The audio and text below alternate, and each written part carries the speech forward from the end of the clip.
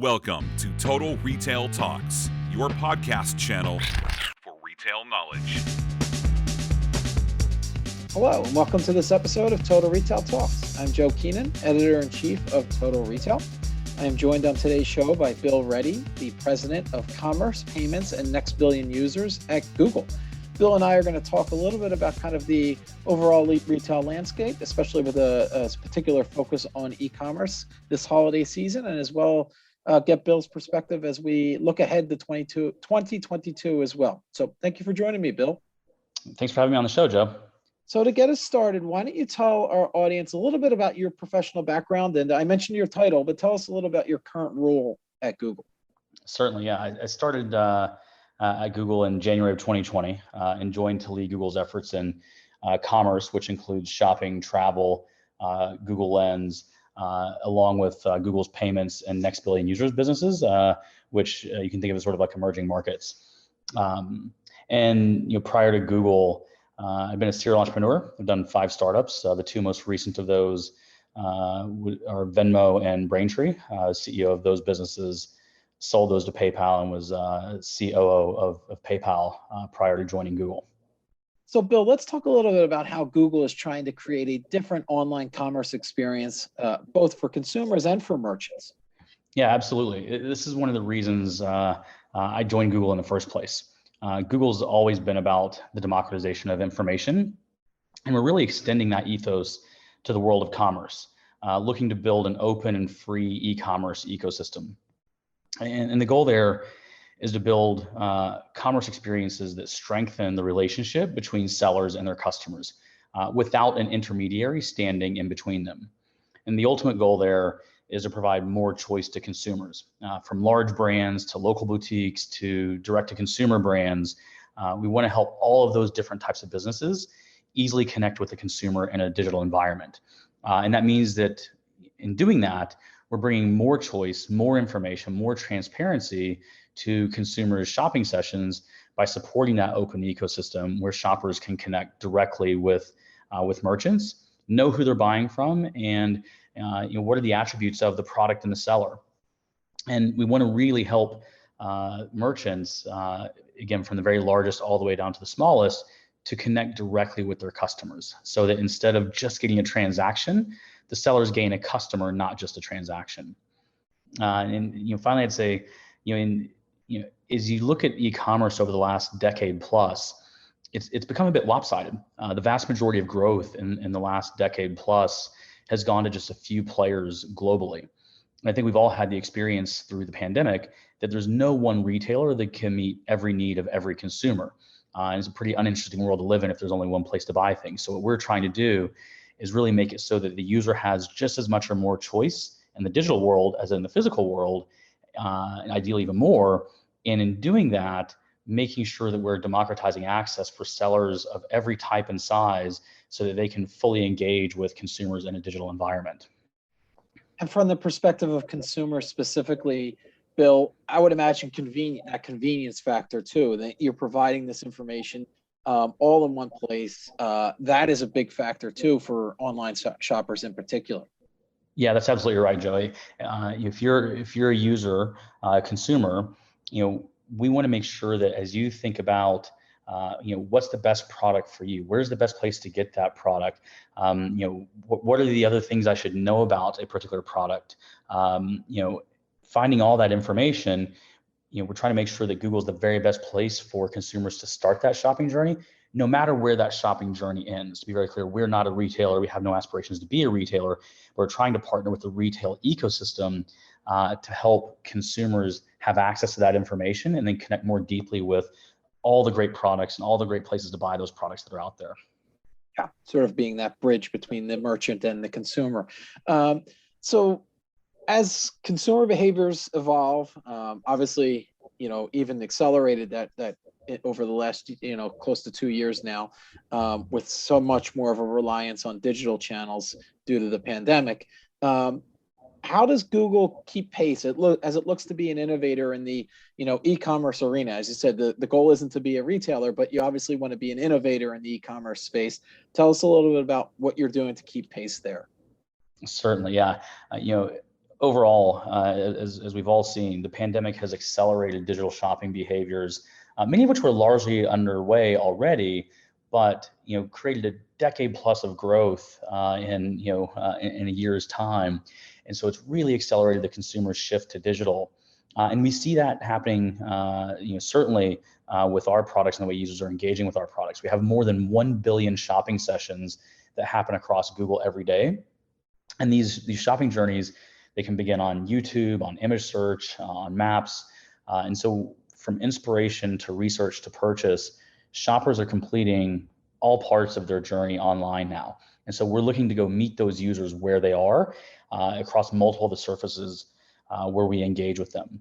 And despite the more recent revival of in-store visits, we're also seeing that shoppers are researching availability online before they head out. So I think even as we have users going back into stores, the digital enablement that they experienced, the shift to digital they experienced, is really coming into the store with them, and that the users are really looking for that same access to information for their physical world shopping journeys as they've become accustomed to in their e-commerce journeys over the course of the pandemic. And so that we think is a pretty meaningful behavior change. Omni-channel has been discussed in e-commerce for a very long time. We now really see that starting to happen. It's not just buy online, pick up in store, order ahead, or those kinds of things. It's people looking for that same type of information before they head into the store. In fact, we see 52% of U.S. consumers who are planning to shop for the holidays say they'll confirm online that an item is in stock before they head into the store to buy it. So that's one tangible example of how that access to the information that users have become accustomed to in e-commerce, even as they come back into the store, they're wanting that same kind of digital access to information. I think that really shows the pandemic's been a tipping point for omni-channel shopping. And I think we're going to see a lot more of that. A few other places where we're innovating, we see a need for more visual shopping experiences, shopping from images, shopping from videos, shopping a screenshot, a browsable experience, where you're searching for products to shop. We think that's users in the digital world, they want to get more of those things that they had experienced in the physical world, and shopping is certainly a very visual experience. So bringing more of that into the digital arena. We're making searches for apparel, shoes, accessories, all these things more visual on your phone. So for example, when you search for crop jackets, we'll show you a visual feed of jackets in various colors and styles, alongside of other helpful information like style guides and YouTube videos, because we know that inspiration can really strike anywhere. And so we're meeting the user where they are across these things. And coming back to omnichannel, we're also using our lens technology to make sure that users are able to shop what they see. And they can shop what they see both in the physical world, where they can use Lens to point their phone at an item that they may not know what it is, and they may want more information about that item.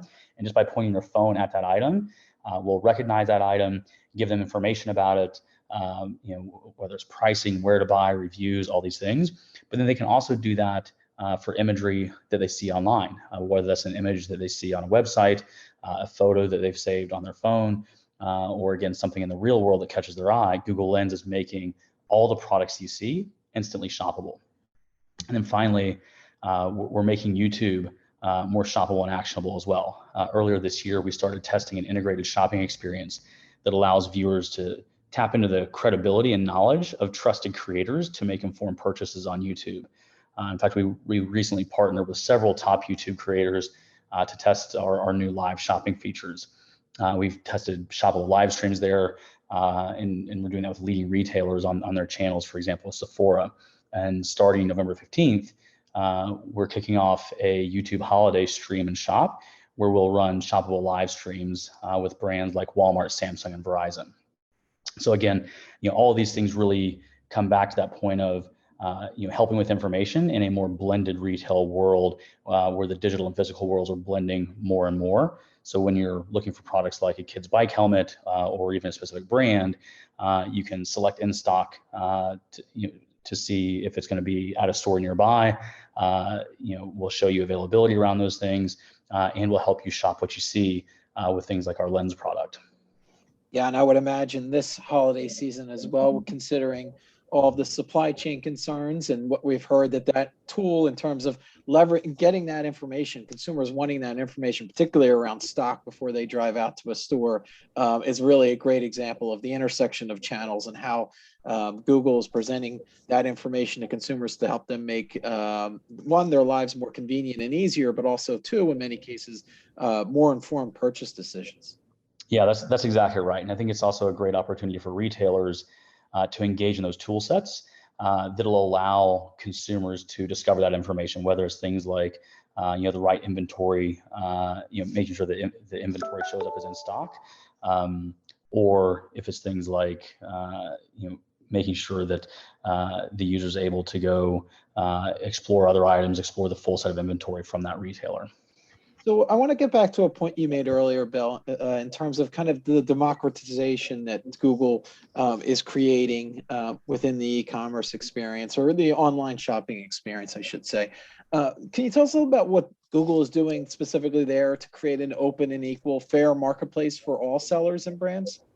Yeah, absolutely. So last year we started by eliminating commission fees and making it free for sellers to list products on Google. So to your prior comments around users looking for inventory, particularly with supply chain disruptions and things like that, users looking online to see that inventory is available, we made it free and easy for retailers to make their entire set of inventory discoverable on Google, so that not only can people find things like what's in stock, but if something's not in stock, being able to find alternate items that a retailer might have, and doing that beyond just the things that retailer might have been advertising. It's free and simple for retailers to publish their entire inventory and make that discoverable for a user. So in addition to that, we're making it free and easy for retailers to highlight deals and discounts. And as we head into the holiday shopping season, we see that's quite important for users there, as well as users are going to be looking for deals, even as there are going to be things like perhaps supply chain issues or out of stock inventory. Users are still looking for deals, and finding ways for retailers to go easily engage with users on those deals is going to be quite important, and starting even earlier this holiday shopping season. Additionally, beyond making it free and simple for retailers to publish the full set of inventory, we've also forged partnerships with digital commerce platforms like Shopify, Square, WooCommerce, and GoDaddy, and made the integration between the commerce platforms that merchants are using and our systems much simpler for the merchant, so that a merchant on one of those platforms in a few clicks is able to easily publish their inventory, publish their products, or engage with the way their product is going to appear on our platforms.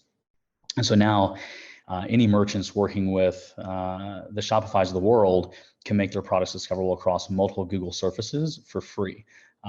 So whether a consumer is engaging on our main search results page, Maps, YouTube, image search, any of these places, a merchant is able to integrate once and have their inventory discoverable across all those places, and oftentimes integrate via the commerce platform that they're already using to easily publish to those surfaces.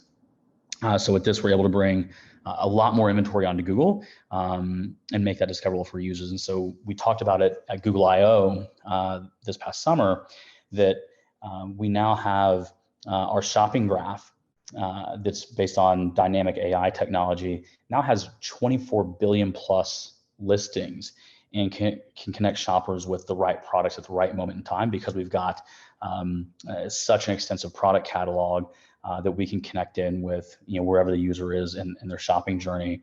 And the data we have around that says that we're on the right track with those things. Fourth quarter last year, the year-over-year growth rate in retail searches was more than 3 times the rate we had seen in the same period in the prior year. And we've seen 80% plus growth in our merchant community year over year, with disproportionate growth among smaller and medium-sized businesses, the ones that were really racing to digitize the most.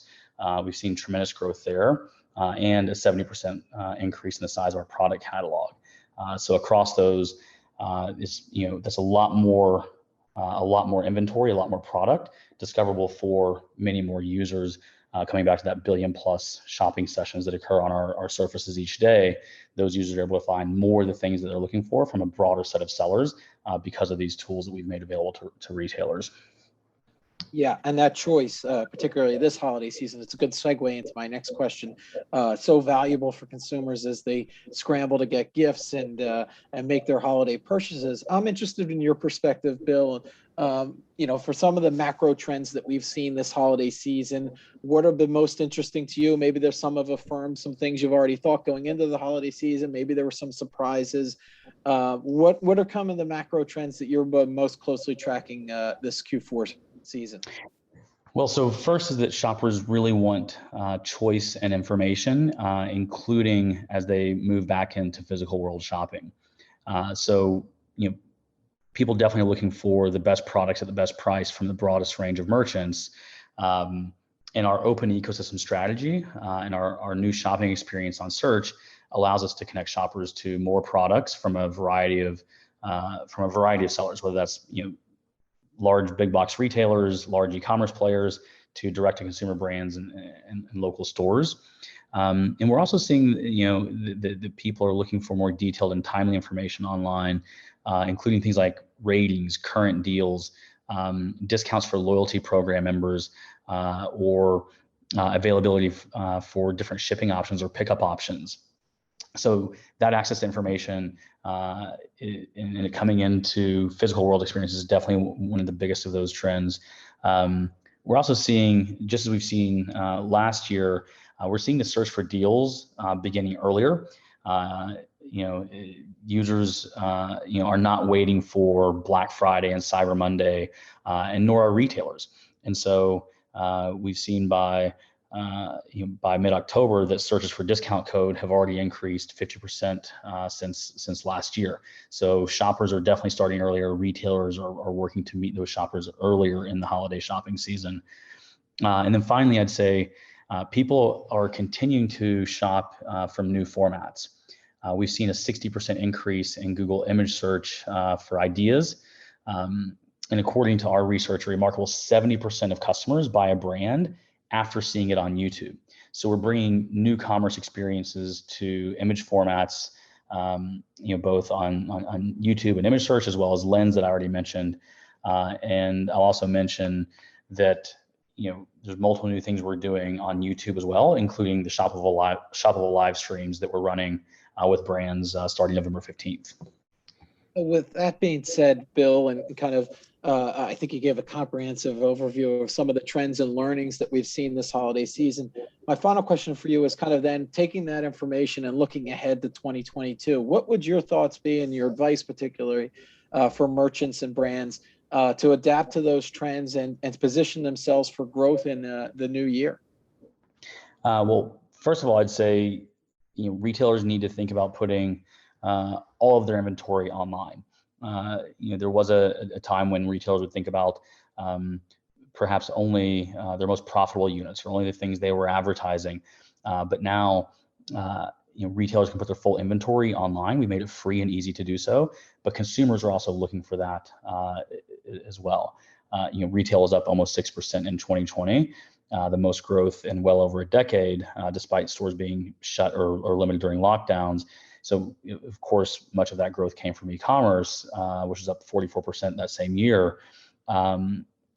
But it's also the case that across the biggest omnichannel retailers, no one grew overall sales without substantial growth in e-commerce.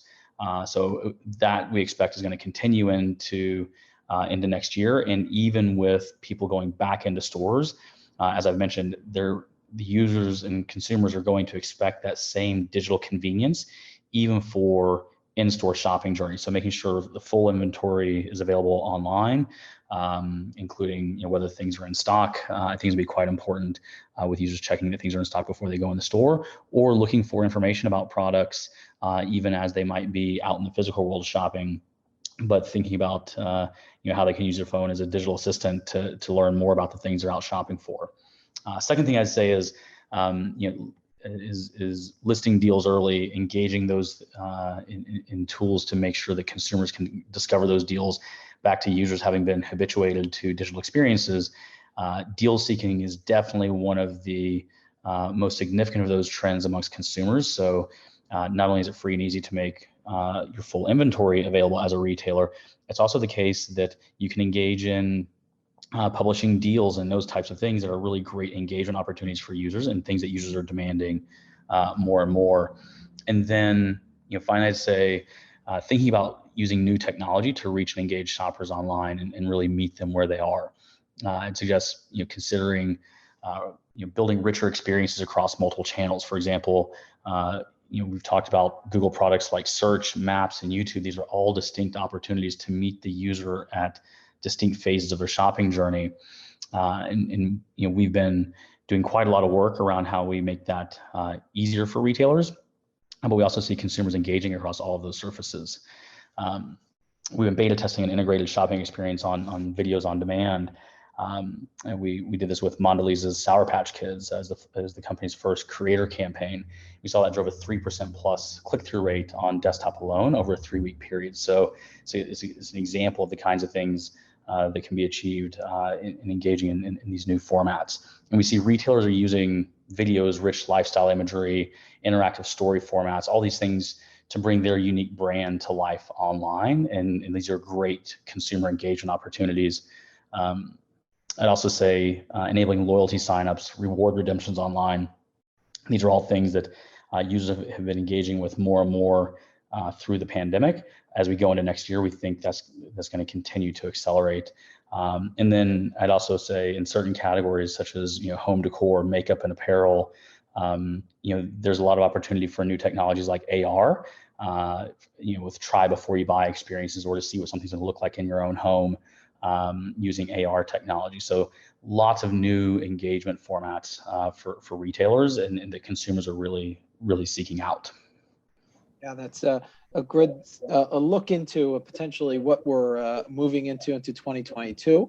I want to take the opportunity to thank Bill Reddy, the president of Commerce, Payments, and Next Billion Users at Google, for telling us a little bit about how that company is kind of innovating and making a better digital shopping experience both for consumers and for merchants. So thank you for joining me on today's episode, Bill. Thanks again for having me on the show, Joe. Thanks for listening. For more information on this podcast, please check out our podcast channel page at mytotalretail.com/podcast for show notes. Total Retail Talks is available on Apple Podcasts, Google Podcasts, Stitcher, and Spotify. Make sure to subscribe on our podcast channel page as well.